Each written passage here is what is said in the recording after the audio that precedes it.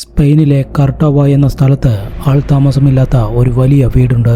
ആ വീടിനകത്ത് കുറെ സ്വർണ്ണ നാണയങ്ങൾ കുഴിച്ചിട്ടിട്ടുണ്ടെന്നും ഒരുപാട് അമാനുഷികമായ കാര്യങ്ങൾ നടക്കുന്ന വീടാണ് അത് എന്നും അവിടെയുള്ള നാട്ടുകാർ പറയുന്നു. ഇതെല്ലാം കേട്ട് 3 കള്ളന്മാർ രാത്രിയിൽ സ്വർണ്ണ നാണയങ്ങൾ തേടി ആ വീടിനകത്തേക്ക് കയറി. അവർക്ക് ആ വീടിനകത്ത് നിന്നും സ്വർണ്ണ നാണയങ്ങൾ കിട്ടിയോ?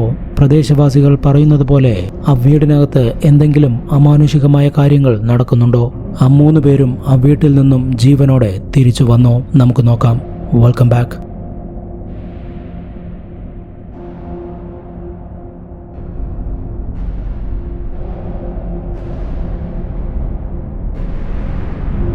തുടർച്ചയായി മോഷണ ശ്രമങ്ങൾ പരാജയപ്പെട്ട 3 കള്ളന്മാർ അവരുടെ നാടുപേക്ഷിച്ചാണ് കർട്ടോവയിലെത്തിയത്. അവിടെ എത്തിയ അവർ ആ വലിയ വീടിനെ പറ്റിയും അതിനകത്തുണ്ട് എന്ന് പറയപ്പെടുന്ന സ്വർണ്ണ നാണയങ്ങളെപ്പറ്റിയും കേൾക്കാനിടയായി.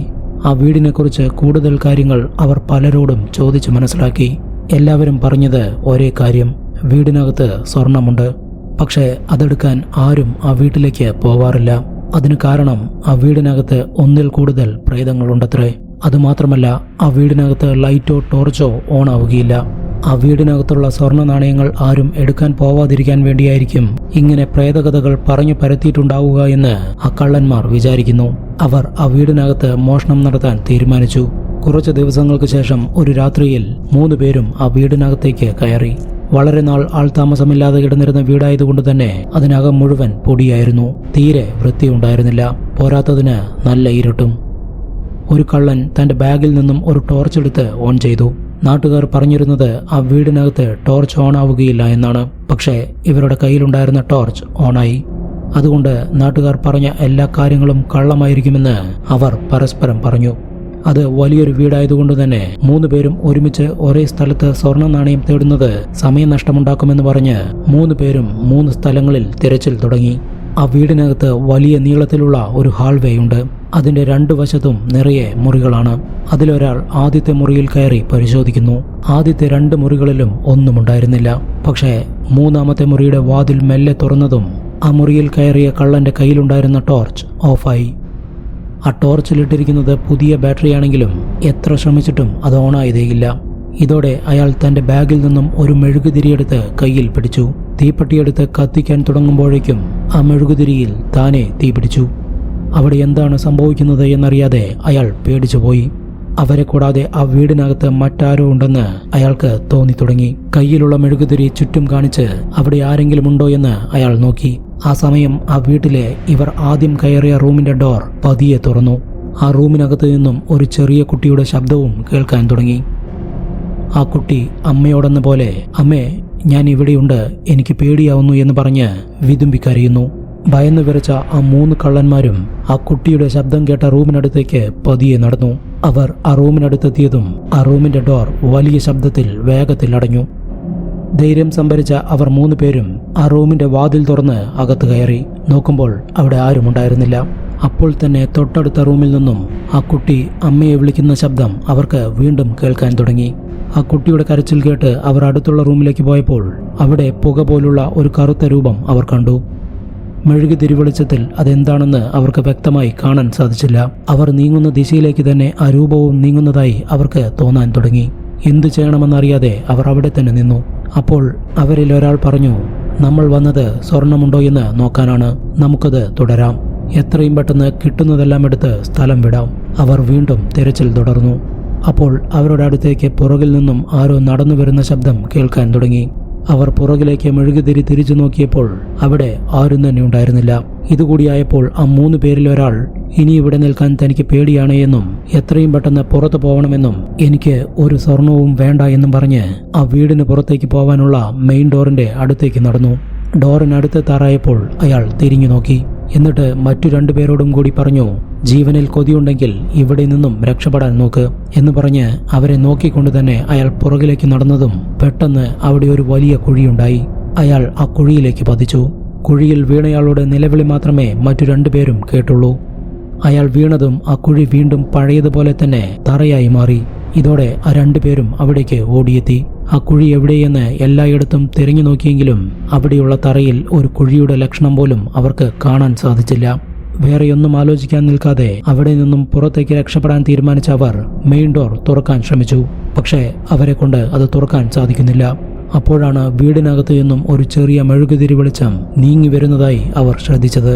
പേടിച്ചു വിറച്ച ആ രണ്ടുപേരും ആ തറയിൽ തന്നെ ഇരുന്നു. അതിനുശേഷം ആ വെളിച്ചത്തിലേക്ക് സൂക്ഷിച്ചു നോക്കി. ഒരു ചെറിയ പയ്യനാണ് കയ്യിൽ ഒരു മെഴുകുതിരിയും പിടിച്ച് നടന്നു വരുന്നത്. ആ പയ്യൻ നടന്നു വന്ന് തറയിലിരുന്നു. അതിനുശേഷം ആ തറയിൽ ഒരു കുഴിയുണ്ടാക്കാൻ തുടങ്ങി. ആ കുട്ടി ഇവരെ നോക്കിയതുപോലുമില്ല. കുഴിയുണ്ടാക്കിയതിനു ശേഷം ആ പയ്യൻ തന്റെ കയ്യിലുണ്ടായിരുന്ന എന്തോ ഒരു സാധനം ആ കുഴിയിലിട്ട് വീണ്ടും മണ്ണിട്ട് മൂടി. അതിനുശേഷം മെഴുകുതിരിയുമെടുത്ത് അവിടെ നിന്നും വീടിനകത്തേക്ക് നടന്നുപോയി. ആ പയ്യനും അവന്റെ മെഴുകുതിരി വെളിച്ചവും അവിടെ നിന്നും മറഞ്ഞു പോയപ്പോൾ ആ രണ്ട് കള്ളന്മാരും അവനിരുന്ന് കുഴിച്ച സ്ഥലത്തേക്ക് ഓടി വന്നു. അവൻ എന്താണ് കുഴിച്ചിട്ടത് എന്നറിയാനായി അവർ വീണ്ടും അവിടെയുള്ള മണ്ണ് മാറ്റി. കുറച്ചുനേരം കുഴിയെടുത്തപ്പോൾ അതിനകത്തു നിന്നും ഒരു തിളക്കം അവർക്ക് കാണാൻ സാധിച്ചു. അവർ വീണ്ടും കുറച്ചുകൂടി മണ്ണ് മാറ്റി നോക്കിയപ്പോൾ അവർ കണ്ടത് നിറയെ സ്വർണ്ണ നാണയങ്ങളായിരുന്നു. ആ സ്വർണ്ണ നാണയങ്ങൾ കണ്ടതോടെ അവരുടെ പേടി മാറി സന്തോഷവും പ്രതീക്ഷകളും ഉണ്ടാവാൻ തുടങ്ങി. അവർ ആ കുഴി ഒരാൾക്ക് ഇറങ്ങാവുന്ന വലുപ്പത്തിലാക്കി. ഒരാൾ ആദ്യം ആ കുഴിയിലേക്ക് ഇറങ്ങി സ്വർണ്ണ നാണയങ്ങളെല്ലാം പെറുക്കിയെടുത്തുകൊണ്ടേയിരുന്നു. അവരുടെ സന്തോഷത്തിനിടയിൽ കയ്യിലെ മെഴുകുതിരിയുടെ വലുപ്പം കുറഞ്ഞു വരുന്നത് അവർ ശ്രദ്ധിച്ചതേയില്ല. ആ സമയത്ത് അവിടെയുള്ള മൂന്നാമത്തെ റൂമിൽ നിന്നും വീണ്ടും ചെറിയ ശബ്ദങ്ങൾ കേൾക്കാൻ തുടങ്ങി. പക്ഷേ സ്വർണ്ണ നാണയങ്ങൾ വാരിക്കൂട്ടുന്നതിന്റെ തിടുക്കത്തിൽ അവരത് ശ്രദ്ധിച്ചതേയില്ല. അപ്പോഴാണ് അവർ രണ്ടുപേരുടെയും കയ്യിൽ വേറെ മെഴുകുതിരിയില്ല എന്നും ഇപ്പോഴുള്ള മെഴുകുതിരി ഏതു നിമിഷവും കത്തിത്തീരുമെന്നും അവർക്ക് മനസ്സിലായത്. ഇനി എന്ത് ചെയ്യണമെന്ന് ആലോചിച്ചു നിൽക്കുന്ന സമയത്താണ് ഒരു വശത്തു നിന്നും വീണ്ടും ആ ചെറിയ പയ്യൻ ഒരു കയ്യിൽ സ്വർണ്ണ നാണയവും മറുകൈയിൽ മെഴുകുതിരിയുമായി അവിടേക്ക് നടന്നു വന്നത്. ആ പയ്യൻ അവിടെ എത്തുന്നതിന് മുൻപായി തന്നെ ഇവരുടെ കയ്യിലുള്ള മെഴുകുതിരി പൂർണ്ണമായും കത്തിത്തീർന്നു. ആ കൊച്ചു പയ്യൻ അവൻ സ്വർണ്ണ നാണയം കുഴിച്ചിട്ട സ്ഥലത്ത് തന്നെ വന്നിരുന്നു. അവിടെയുള്ള സ്വർണ്ണ നാണയങ്ങൾ ആരോ കൊണ്ടുപോവാൻ ശ്രമിച്ചിട്ടുണ്ടെന്ന് മനസ്സിലായതുപോലെ അവൻ നേരെ ആ കള്ളന്മാരുടെ തൊട്ടുമുന്നിലായി മെഴുകുതിരി വെച്ച് അവരെ നോക്കി താഴെയിരുന്നു. എന്തു ചെയ്യണമെന്നറിയാതെ ആ കള്ളന്മാർ പരസ്പരം നോക്കി. തൊട്ടടുത്ത നിമിഷം ആ പയ്യന്റെ പുറകിൽ നിന്നും ഒരു പെൺകുട്ടിയുടെ ശബ്ദം കേൾക്കാൻ തുടങ്ങി. അമ്മേ, ഞാൻ ഇവിടെയുണ്ട്, എന്നെ രക്ഷിക്കണേ എന്നാണ് ആ പെൺകുട്ടി പറയുന്നത്. ഇത് കേട്ട് ആ കള്ളന്മാർ പേടിച്ച് അവിടെ നിന്നും വലതുവശത്തുള്ള റൂമിലേക്ക് ഓടിക്കയറി. ആ റൂമിനകത്തെ മങ്ങിയ വെളിച്ചത്തിൽ ഒരു സ്ത്രീ തൂങ്ങി മരിച്ചു നിൽക്കുന്ന കാഴ്ചയാണ് അവർ കണ്ടത്. പെട്ടെന്ന് ആ സ്ത്രീ ഇവരെ നോക്കി ചിരിക്കുന്നത് പോലെ അവർക്ക് തോന്നി. അവർ പേടിച്ചു വിറച്ച് അലറിക്കൊണ്ട് അവിടെ നിന്നും ഇടതുവശത്തേക്കുള്ള റൂമിനകത്തേക്ക് ഓടിക്കയറി. ആ റൂമിനകത്ത് അവർ കണ്ടത് ഒരു പുരുഷന്റെ ശരീരം പകുതി ജീർണിച്ച് ഒരു കസേരയിൽ ഇരിക്കുന്നതായാണ്. അവർ അവിടെ നിന്നും പുറത്തിറങ്ങി എവിടേക്ക് രക്ഷപ്പെടും എന്ന് പോലും അറിയാതെ ആ ഹോൾവേയിൽ തന്നെ നിന്നു. ആ സമയത്ത് അവരുടെ മുൻപിൽ ആ കൊച്ചു പയ്യനും അവരുടെ പുറകിൽ ഒരു പെൺകുട്ടി കരയുന്നതും ഇടതുവശത്ത് പകുതി ജീർണിച്ച പുരുഷന്റെ ശരീരവും വലതുവശത്ത് ആത്മഹത്യ ചെയ്ത സ്ത്രീയും. ഈ 4 പേരും ഒരുമിച്ച് ഇവരുടെ അടുത്തേക്ക് നീങ്ങി വരുന്നത് പോലെ ആ കള്ളന്മാർക്ക് തോന്നാൻ തുടങ്ങി. അടുത്ത ദിവസവും എന്നത്തെയും പോലെ കടന്നുപോയി. ആ 3 കള്ളന്മാരെയും പിന്നീട് ആരും കണ്ടിട്ടില്ല. കുറച്ച് ദിവസങ്ങൾക്ക് ശേഷം മറ്റൊരു നാട്ടിൽ നിന്നും 2 പേർ ആ സ്ഥലത്തേക്ക് വന്നു. അവർക്ക് താമസിക്കാൻ വേണ്ടി ഒരു വീട് നോക്കുന്നതിനിടയിൽ ഈ വീടിനെ പറ്റിയും അവർ കേട്ടു. അവർ കേട്ട കഥകളൊന്നും സത്യമായിരിക്കില്ല എന്ന് ചിന്തിച്ച അവർ ആ വീടിനെ പറ്റി കൂടുതൽ കാര്യങ്ങൾ അന്വേഷിക്കാൻ തുടങ്ങി. ഒടുവിൽ അവർ ആ സ്ഥലത്തെ ഒരു പ്രായമായ സ്ത്രീയുടെ വീട്ടിലെത്തി. ആ സ്ത്രീ ആ വീടിനെ പറ്റിയുള്ള ദുരൂഹതകൾ അവരോട് പങ്കുവച്ചു. വർഷങ്ങൾക്ക് മുൻപ് ആ വീടുണ്ടാക്കി അവിടെ താമസിക്കാൻ വന്നത് ഒരു ധനികനായ സ്വർണ്ണ കച്ചവടക്കാരനായിരുന്നു. അയാളും ഭാര്യയും കൂടാതെ ഒരു മകനും ഉണ്ടായിരുന്നു. അവർ അവനെ വളരെയധികം ലാളിച്ചാണ് വളർത്തിയത്. എല്ലാ രാത്രിയും ആ കൊച്ചുപയ്യൻ ആരും കാണാതെ അച്ഛന്റെ കയ്യിലുള്ള ഓരോ സ്വർണ്ണ നാണയം മോഷ്ടിച്ച് ആ വീടിനകത്ത് ആരും കയറാത്ത ഒരു മുറിയിൽ കുഴിച്ചിടാൻ തുടങ്ങി. അങ്ങനെയിരിക്കെ ആ പയ്യന് ഒരു രോഗം പിടിപെടുകയും പെട്ടെന്ന് തന്നെ അവൻ മരിക്കുകയും ചെയ്തു. ആ മരണം അവരുടെ കുടുംബത്തെ വല്ലാതെ തളർത്തി. ആ ധനികനും ഭാര്യയും ആ വീട് വിറ്റ് ദൂരെ എവിടേക്കോ പോയി. അവർ പോയതിനു ശേഷം ആ വീട്ടിലേക്ക് മറ്റു താമസക്കാർ വന്നു. ആ കുടുംബത്തിൽ ഒരച്ഛനും അമ്മയും അവരുടെ ഒരു പെൺകുട്ടിയും കൂടെ കുറച്ച് ജോലിക്കാരുമായിരുന്നു ഉണ്ടായിരുന്നത്. അങ്ങനെ ഒരു ദിവസം രാത്രിയിൽ റൂമിനകത്ത് ഒറ്റയ്ക്ക് കിടക്കുകയായിരുന്ന ആ പെൺകുട്ടി എന്തോ ശബ്ദം കേട്ട് റൂമിന് പുറത്തിറങ്ങി. നോക്കിയപ്പോൾ അവൾ കണ്ടത് ഒരു കൊച്ചു പയ്യൻ കയ്യിൽ ഒരു മെഴുകുതിരിയും പിടിച്ച് നടന്നു പോകുന്നു. അത് കണ്ട് ആ പെൺകുട്ടി വിചാരിച്ചത് അവൾക്ക് കളിക്കാൻ വേണ്ടി അച്ഛൻ ആ കൊച്ചു പയ്യനെ കൊണ്ടുവന്നതാണ് എന്നാണ്. അവൾ നോക്കി നിൽക്കെ ആ പയ്യൻ ഒരു റൂമിനകത്ത് പോയി മെഴുകുതിരി താഴെ വെച്ച് നിലത്തിരുന്നു. അതിനുശേഷം അവിടെ കുഴിയുണ്ടാക്കാൻ തുടങ്ങി. എന്നിട്ട് ആ കുഴിയിലേക്ക് തന്റെ കയ്യിലുണ്ടായിരുന്ന സ്വർണ്ണ നാണയങ്ങളിട്ടു. കുഴി മൂടിയതിനു ശേഷം അവൻ അവിടെ നിന്നും പോയി. ഈ പെൺകുട്ടി കണ്ട കാര്യങ്ങളെല്ലാം ആ വീട്ടിലെ മറ്റൊരു ജോലിക്കാരി കൂടി കണ്ടു. ആ പെൺകുട്ടി ആ പയ്യൻ പോയ വഴിയിലൂടെ നടക്കാൻ തുടങ്ങിയതും ജോലിക്കാരി അവളെ തടഞ്ഞു നിർത്തി. അതിനുശേഷം അവർ രണ്ടുപേരും ചേർന്ന് ആ പയ്യൻ കുഴിയുണ്ടാക്കിയ ആ റൂമിനകത്തേക്ക് പോയി. അവൻ എന്താണ് അതിനകത്തിട്ട് മൂടിയത് എന്നറിയാനായി ആ ജോലിക്കാരി വീണ്ടും അവിടെ കുഴിച്ചു നോക്കാൻ തുടങ്ങി. ഇതോടെ അവർക്കവിടെ ധാരാളം സ്വർണ്ണ നാണയങ്ങൾ കാണാൻ സാധിച്ചു. ആ പെൺകുട്ടിയെ കുഴിയിലിറക്കി അവർ ഓരോ സ്വർണ്ണ നാണയങ്ങളായി പെറുക്കിയെടുക്കാൻ തുടങ്ങി. പക്ഷേ ധാരാളം സ്വർണ്ണ നാണയങ്ങൾ അതിനകത്തുണ്ടായിരുന്നു. അത് മുഴുവനും എടുത്ത് അവിടെ നിന്നും രക്ഷപ്പെടാൻ ആ ജോലിക്കാരി തീരുമാനിച്ചു. അതിനായി അവർ ആ കുഴിയുടെ വലുപ്പം കൂട്ടി. അതിനുശേഷം ആ പെൺകുട്ടിയെ കുഴിയിലിറക്കി സ്വർണ്ണ നാണയങ്ങൾ ഓരോന്നായി പുറത്തെടുത്തു. ആ കുഴിയിൽ നിന്നും പുറത്തെടുത്ത സ്വർണ്ണ നാണയങ്ങളെല്ലാം ആ റൂമിന്റെ ഒരു മൂലയിലായി കൂട്ടിവെച്ചു.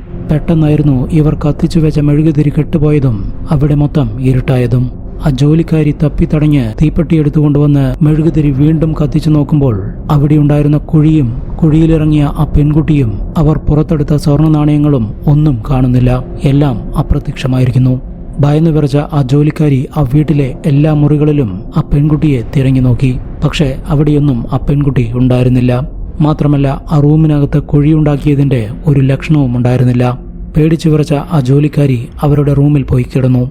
രാവിലെയായപ്പോൾ പെൺകുട്ടിയെ കാണാനില്ല എന്ന് പറഞ്ഞ് അവളുടെ അച്ഛനും അമ്മയും വീടിനകത്തും പുറത്തും തിരഞ്ഞു നടന്നു. കുട്ടിയെ തിരയുന്നവരുടെ കൂട്ടത്തിൽ ആ ജോലിക്കാരിയും ഉണ്ടായിരുന്നു. ദിവസങ്ങൾ കടന്നുപോയി. ആ പെൺകുട്ടിയെക്കുറിച്ച് ഒരു വിവരവുമില്ല. അവളുടെ അച്ഛനും അമ്മയ്ക്കും മകളെക്കുറിച്ചുള്ള ഓർമ്മകൾ മാത്രം ബാക്കിയായി. പെട്ടെന്നൊരു ദിവസം രാത്രി അവർക്ക് അവരുടെ മകൾ വീടിനകത്ത് രക്ഷിക്കണേ അമ്മയെന്ന് പറഞ്ഞ് കരയുന്നത് പോലുള്ള ശബ്ദം കേട്ടു തുടങ്ങി. ആ വീട്ടിനുള്ളിലും പുറത്തുമെല്ലാം തെരഞ്ഞു നോക്കിയിട്ടും അവളെ കണ്ടെത്താൻ കഴിഞ്ഞില്ല. ദിവസങ്ങളോളം ഈ കരച്ചിൽ അവർ കേട്ടു തുടങ്ങി. ആ വീടിനകത്തുള്ള ഒരു റൂമിന്റെ തറയ്ക്കടിയിലാണ് ആ ശബ്ദം കേൾക്കുന്നത് എന്ന് മനസ്സിലായതോടെ അവർ അവിടെ കുഴിയെടുത്ത് നോക്കി. പക്ഷേ അവിടെയൊന്നും ആ പെൺകുട്ടി ഉണ്ടായിരുന്നില്ല. ഒടുവിൽ സങ്കടം സഹിക്കാനാവാതെ ആ പെൺകുട്ടിയുടെ അമ്മ ആത്മഹത്യ ചെയ്തു. കുറച്ചു ദിവസത്തിനകം ആ പെൺകുട്ടിയുടെ അച്ഛനും വിഷാദരോഗം പിടിപെട്ട് ദിവസങ്ങളോളം വെള്ളമോ ഭക്ഷണമോ കഴിക്കാതെ മരണത്തിന് കീഴടങ്ങി. ആ പെൺകുട്ടിയുടെയും അവളുടെ അച്ഛന്റെയും അമ്മയുടെയും അതുപോലെ രോഗം പിടിപെട്ട് മരണപ്പെട്ട ആ ആൺകുട്ടിയുടെയും ആത്മാക്കളാണ് ആ വീടിനകത്തുള്ളത്. അതുകൊണ്ട് തന്നെ സ്വർണമെടുക്കാനായി ആ വീടിനകത്തേക്ക് പോകുന്ന ആരും തന്നെ ജീവനോടെ തിരിച്ചു വരില്ല എന്നാണ് നാട്ടുകാർ പറയുന്നത്. എന്താണ് ഈ സ്റ്റോറിയെക്കുറിച്ചുള്ള നിങ്ങളുടെ അഭിപ്രായമെന്ന് കമന്റ് ചെയ്ത് പറയൂ. ഗോസ്റ്റ് റിലേറ്റഡായ പുതിയൊരു വീഡിയോയുമായി വീണ്ടും കാണാം.